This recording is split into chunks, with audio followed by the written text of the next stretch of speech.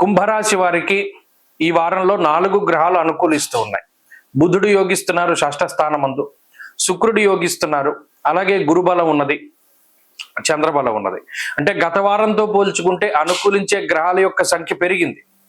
అయితే ఏలినాటి శని ప్రభావం ఉన్నది ఈ రాశి వారికి, జన్మరాహు యొక్క దోషం ఉన్నది, అలాగే సప్తమంలో కుజకేతువుల యొక్క స్థితి. ఇది కేవలం కుటుంబపరమైన విషయాలు, వైవాహిక జీవిత సంబంధమైన విషయాలు, విదేశీయాన సంబంధమైన విషయాలు, వృత్తికి సంబంధమైన విషయాలు, ఇవి 4 కూడా ఎఫెక్ట్ అవుతూ ఉంటాయి. వైవాహిక జీవితం, కుటుంబ జీవితం, వృత్తి, విదేశీయానం. కుంభరాశి వారికి 4టికి ఈ గ్రహస్థితికి కొంచెం లంకి. అంటే అవన్నీ ఏమవుతూ ఉంటాయి, ప్రాబ్లమాటిక్ గా ఉంటాయి.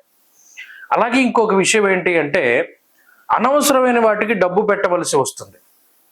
పలానా దానికి ఖర్చు పెట్టాలి, అరే ఇందులో వాడు ఇంత తినేస్తున్నాడని తెలిసినా కూడా మనం డబ్బు ఇవ్వాల్సిన పరిస్థితి. అడుగుతాం, ఒరు బాబు ఈ 10 రూపాయలు అయితే నువ్వు 12 తీసుకుంటున్నావేంటి, ఈ 2 రూపాయలు నీకెందుకు ఇవ్వాలి అన్న గొడవ పెట్టుకున్నా చివరిగా 12 రూపాయలు వాడికి ఇచ్చేయవలసిందే. అంటే మన డబ్బు అన్యాయంగా పోతోందని తెలిసినా కూడా ఏమీ చేయలేని పరిస్థితి. అలా 1 రూపాయికి 2 రూపాయలు ఖర్చు పెడుతూ ఉంటారు.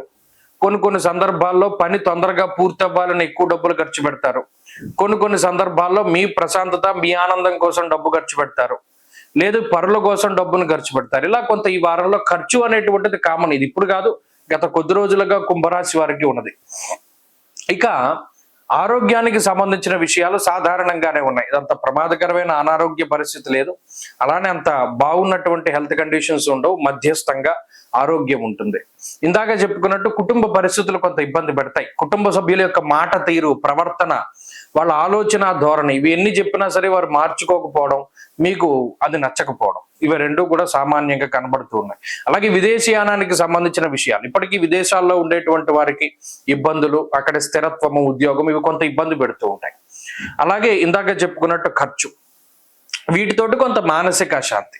అయితే ఎప్పటికప్పుడు తెలివితేటలతోటి ముందడుగు వేస్తూ ఉంటారు. బుధుడు యోగిస్తున్నారు, ఎక్కడికెక్కడ ఎప్పుడు ఇబ్బంది జరగకుండా, పూర్తిగా డ్యామేజ్ జరగకుండా మిమ్మల్ని మీరు కాపాడుకుంటూనే ఉంటారు. దానికి కూడా గ్రహస్థితి యోగిస్తూనే ఉంది. కాబట్టి అంత ఇబ్బందికరమైన పరిస్థితుల్లో దైవ బలం ముఖ్యం.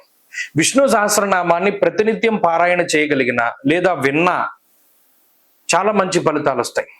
మరీ ముఖ్యంగా పొద్దున్నే లేవగానే శ్రీనివాస గద్యం లాంటివి వింటూ ఉండడం, లేదా సుప్రభాతం లాంటివి పెట్టుకుంటూ ఉండడం, ఇవి వల్ల కూడా మనిషి జీవితం ఈ షష్ఠబుధుడు యోగిస్తూ ఉండడం వల్ల ప్రశాంతంగా ముందుకు సాగుతుంది.